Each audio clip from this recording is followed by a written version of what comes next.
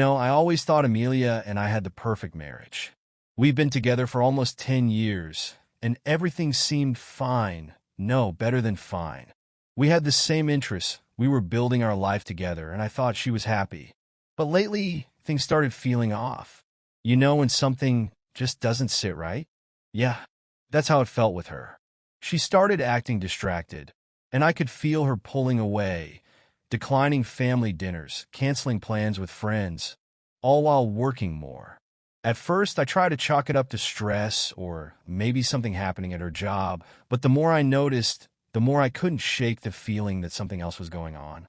The first red flag came when I found this old letter she kept.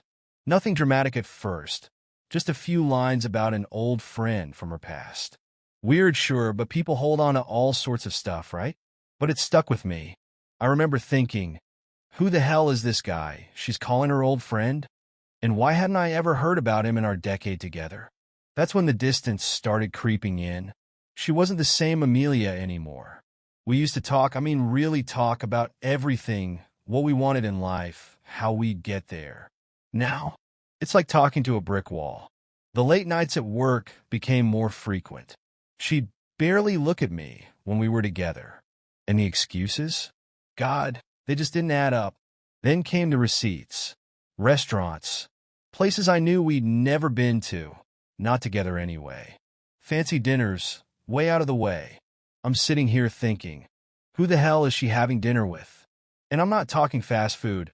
I'm talking white tablecloth, wine by the bottle type places. She'd say it was work, but come on. Who the hell goes to work dinners 4 nights a week?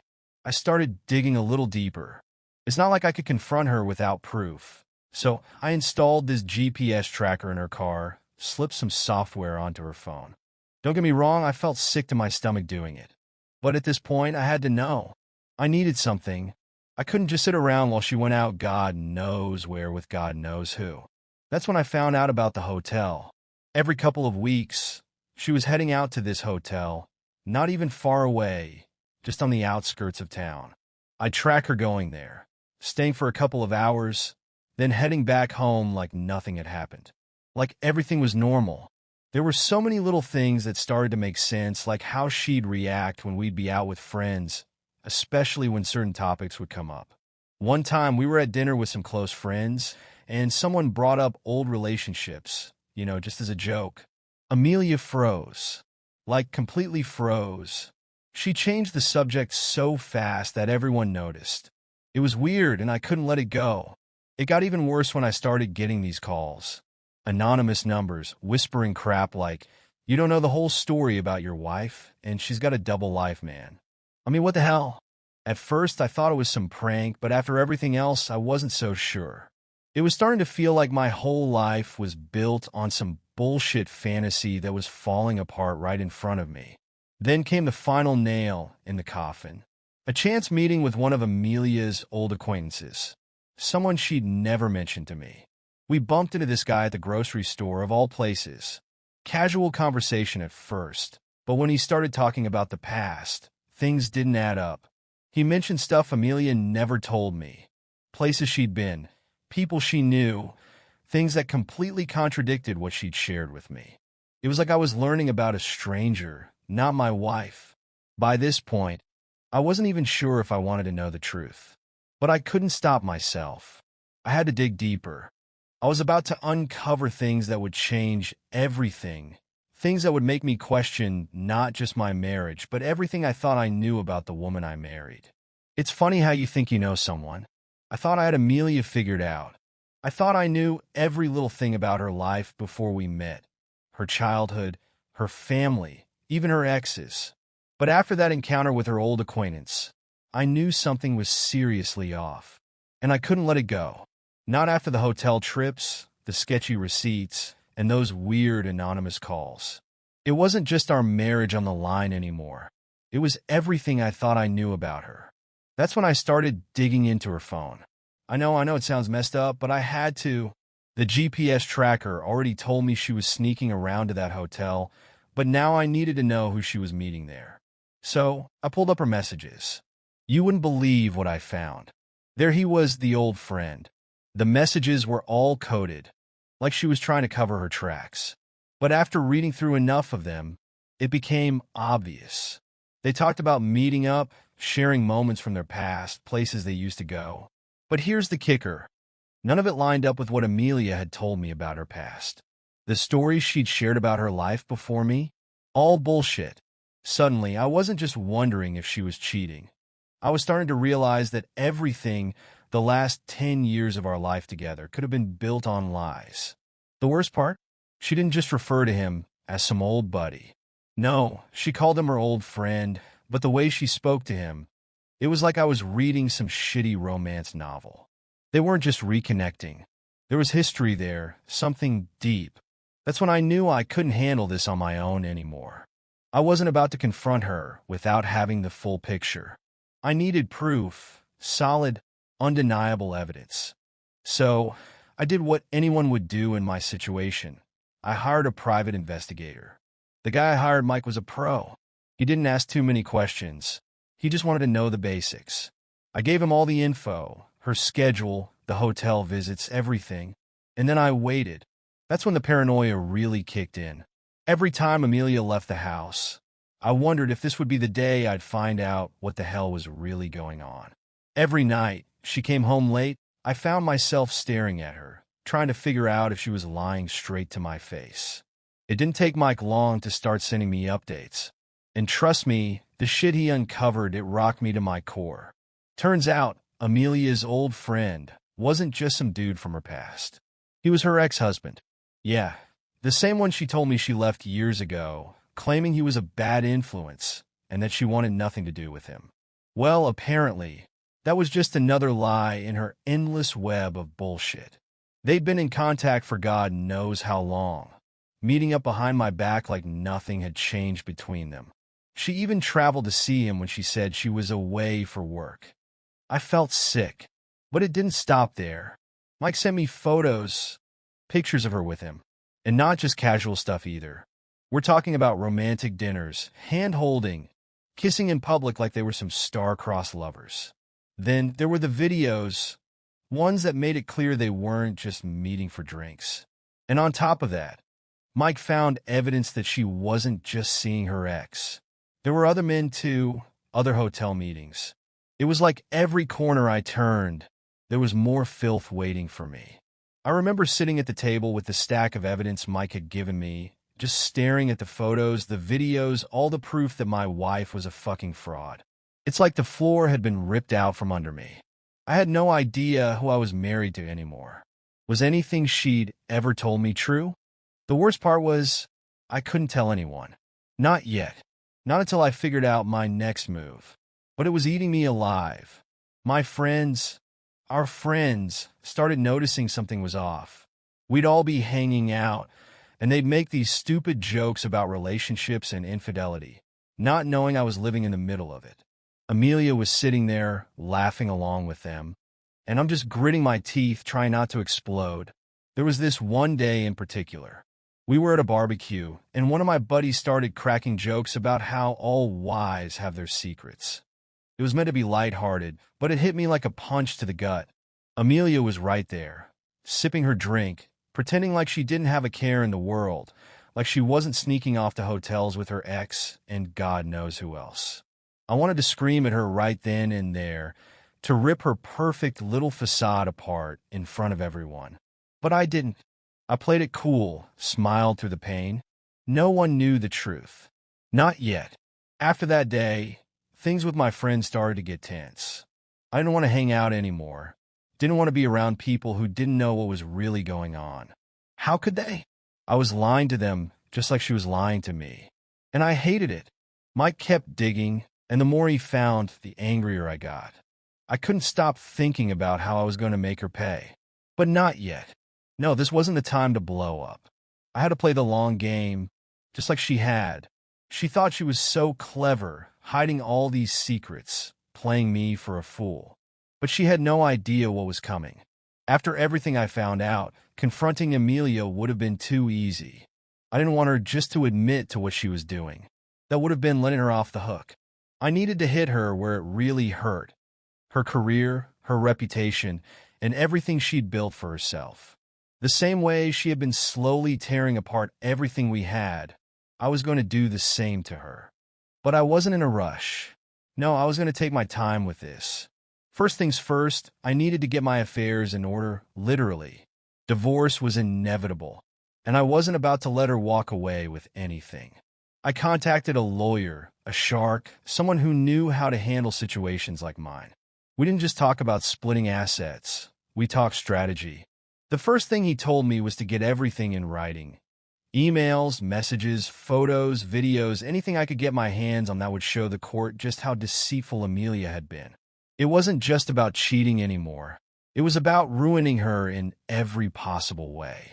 Then there was Sophie. Now, I'll be honest, she wasn't part of the plan at first. She was just a colleague, someone I worked with from time to time. Young, attractive, sure, but I hadn't really paid much attention to her before. That all changed when she started flirting with me. Little compliments here and there, lingering looks, and it didn't take long before I realized she was interested. And you know what? After everything Amelia had done, I wasn't about to turn down that kind of attention. I needed a distraction, and Sophie was perfect for that. But more than that, I could use her. Our first few meetings were purely professional, grabbing lunch during work or having coffee in between meetings. But it didn't take long for things to shift. I started looking forward to seeing her. The way she'd laugh at my jokes, the way she'd touch my arm when she talked to me. I knew exactly where this was heading, and I let it happen. It wasn't like I was emotionally involved. I mean, how could I be after what Amelia had done to me? Sophie was just another tool in my plan, and I was going to use her to my advantage. The first time we hooked up, I made sure to record it. Every kiss, every whisper, every little moment, I documented it all. It wasn't about the sex, although I'll admit, it felt good to have someone who actually wanted to be around me. But I wasn't stupid. I knew this was just another weapon in my arsenal. When the time came, I was going to use it all against Amelia. She thought she had secrets? Well, so did I. Meanwhile, I wasn't just sitting around waiting for the perfect moment to drop the bomb. I was already starting to lay the groundwork. Through my connections, I began to spread subtle rumors about Amelia at her workplace. It wasn't hard. People love gossip, especially when it's about someone who's been climbing the corporate ladder as quickly as she had. It started small. Whispers about her personal life, comment about her taking long trips, about how she seemed distracted at work. I didn't even have to do much. People's imaginations took care of the rest. I even started forging a few documents. Nothing crazy, just little things that made it seem like she was mismanaging things at work. I knew a few people in her professional circle who had it out for her anyway. I made sure they had the right information at their disposal. Before long, Amelia's reputation started to take a hit. People were questioning her professionalism, her ability to manage her team, and even her loyalty to the company. All the while, Amelia had no idea what was happening. She still came home, still pretended everything was fine. She was still sneaking off to meet her ex, probably thinking I was too blind or too stupid to notice. But I noticed everything. I controlled everything now, and she had no clue. Things with Sophie continued to develop. At first, I didn't think much of it, but over time, I started to actually enjoy being around her. She was easy to talk to, fun, and completely different from the cold, distant version of Amelia I had to deal with every day. We started spending more time together, after work on weekends. She thought it was becoming something real, and honestly, I was starting to feel that too. But I wasn't about to let my guard down. Not after what had happened with Amelia. I was in control this time. I kept Sophie in the dark about the full extent of what was going on. She didn't know that I was using her as part of my revenge plan. She thought she was just a girl falling for a guy whose marriage was falling apart. And maybe, in some twisted way, that was true. But this wasn't about her. This was about destroying Amelia. As the weeks went by, I could feel things moving toward the inevitable confrontation. Amelia was starting to feel the pressure at work. She'd come home stressed out, complaining about her colleagues being distant, about people questioning her decisions. She couldn't figure out why her career was suddenly on the rocks. And I'd just sit there, nodding along, pretending to be the supportive husband while knowing damn well I was the one pulling the strings behind the scenes. But I wasn't done yet. No, there was more to come. I was going to hit her where it hurt most, and when it all came crashing down, she wouldn't even know what hit her. I wasn't wasting any more time. Amelia had to feel it. Everything I'd been feeling since I discovered her betrayal. It was time for the first blow, the one she wouldn't see coming. I made sure the evidence of her infidelity landed in the hands of exactly the right person, one of her biggest professional rivals. You see, Amelia had clawed her way up in her career, making a few enemies along the way.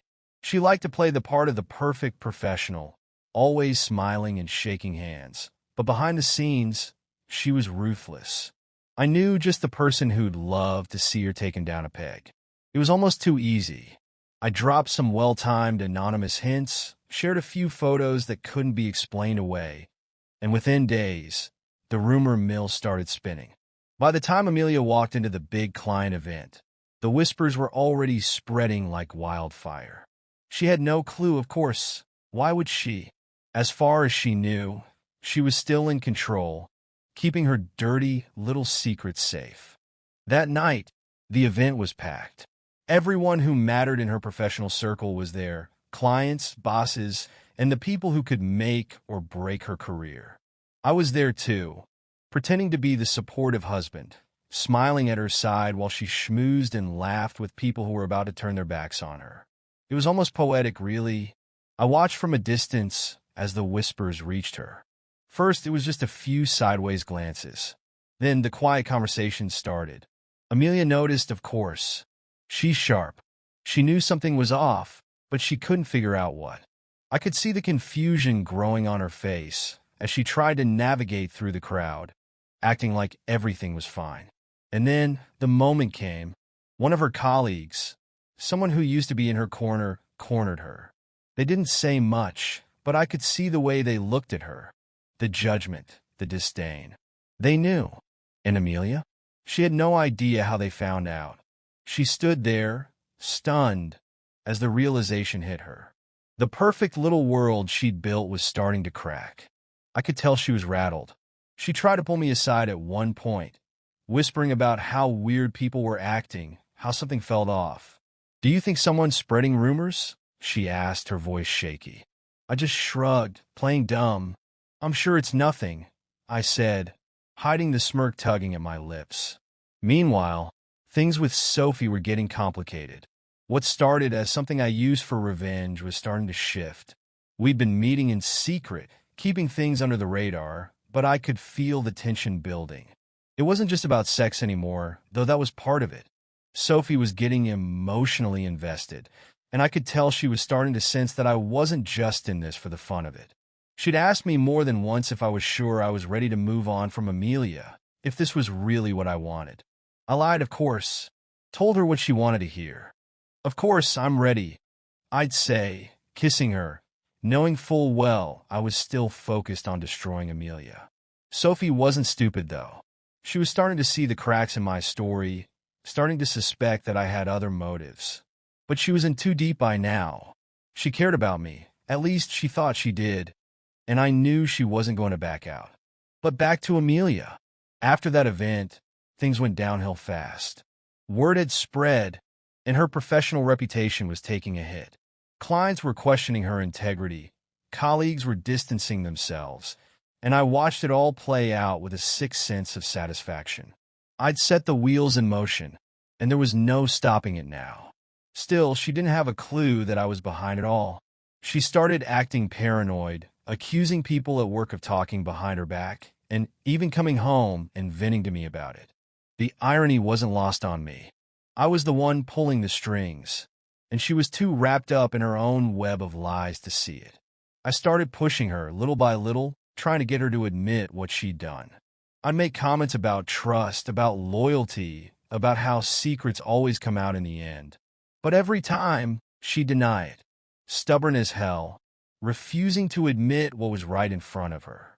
I'd look her in the eyes and ask, "Are you sure there's nothing you need to tell me?" And every time, she'd look right back and say, "No, of course not." It was infuriating, but also kind of satisfying. She thought she was still in control. She had no idea that the walls were closing in. And Sophie, well, she was starting to catch on. She wasn't dumb. She could feel the distance between us, even though we were still meeting up regularly. She'd ask me, "Are you just using me to get back at your wife?" And I'd always brush it off. But I could see the doubt in her eyes, the way she hesitated before letting things go further. I knew I had to make a choice soon. Either I was going to keep using Sophie as part of my plan, or I'd have to be honest with her. But for now, I was too focused on Amelia's downfall. The real show was just getting started, and I wasn't about to lose control of it. I've been planning this moment for weeks. Every move I'd made, every piece of evidence I'd collected, it was all leading to this. The day I would expose everything and finally let Amelia know that I wasn't the clueless husband she thought I was. I wanted her to feel the humiliation, to understand the consequences of everything she'd done. And the best part? She had no idea it was coming. The lawyers had already been involved for a while, but this was the day we'd sit down and discuss the divorce terms. But before any paperwork was signed, I had one last trick up my sleeve. I made sure her lawyer would be there too. The guy looked smug, probably thinking he was going to get her a sweet deal. He had no idea the bomb I was about to drop. We sat in the meeting room, Amelia, her lawyer, my lawyer, and me. She was dressed in her usual professional style, confident as ever. But underneath that polished exterior, I could sense she was on edge. Her career had been in free fall for weeks, ever since the rumors about her affair started circulating. She was losing clients, colleagues weren't returning her calls, and her reputation was hanging by a thread. Still, she thought she had control over me, over this divorce. How wrong she was. I slid the folder across the table. Photos, texts, emails, everything that tied her to her ex-husband and the string of other men she'd been sneaking around with. I didn't say anything at first, just watched her face as she opened it and started flipping through the evidence. Her hands started shaking. "Where the hell did you get this?" she hissed, her voice low but full of panic. I leaned back, crossing my arms. "Did you really think I wouldn't find out, Amelia? You've been lying to me for years. You didn't just cheat. You lied about your entire life. And now it's all out in the open." Her lawyer tried to keep his composure, but even he looked rattled. "We can discuss this privately," he said, already scrambling to figure out how they were going to salvage the situation. But I wasn't done. Not yet. "Oh, I'm not interested in keeping this private," I said, my voice steady. "In fact, I think it's time we bring this out into the light. I'm tired of the lies, and I'm tired of playing nice." Amelia's face went pale, and she knew what was coming. The final blow. I had planned a public event. One of those big corporate dinners where all the major players in her professional circle would be present. I'd arranged for the evidence to leak just before the event. By the time she showed up, everyone would know the truth. It went exactly as I expected. When she walked into the room that evening, you could feel the shift in energy. People stared, whispered, and started moving away from her like she had the plague. Amelia, still clueless about the full extent of what was happening, tried to make her usual rounds, smiling and pretending everything was normal. But then the questions started coming. First, it was subtle, small talk about her personal life, questions she couldn't dodge. Then someone, I don't even remember who, came out and said it outright. "So, how's your ex-husband doing? Still meeting up with him on the side?" Amelia's face fell. She tried to keep it together, but it was too late. The room had already turned against her. She stumbled through a half-baked excuse, trying to laugh it off, but nobody was buying it. It was over. She lost it. Right there, in front of everyone, Amelia broke down. She tried to justify herself, blaming me, blaming her job, even blaming the pressure of our marriage. But the more she talked, the worse it got. Nobody believed her anymore. The people who used to hang on her every word, the friends she thought she had, they all turned their backs on her. It was brutal, and I watched it all happen with a sense of cold satisfaction. After the event, things moved fast. The divorce was inevitable, but now I was in control. She knew it. Her lawyer knew it, and even my lawyer had a smug look on his face the whole time we negotiated the terms. Amelia tried to push back, tried to hold on to what little she had left, but I wasn't playing nice anymore. I made sure she lost a significant portion of our assets. All that hard work she'd put into her career, gone. The life we built together, shattered.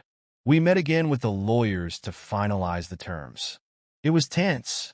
Amelia sat across from me, looking like a shadow of the confident woman she used to be.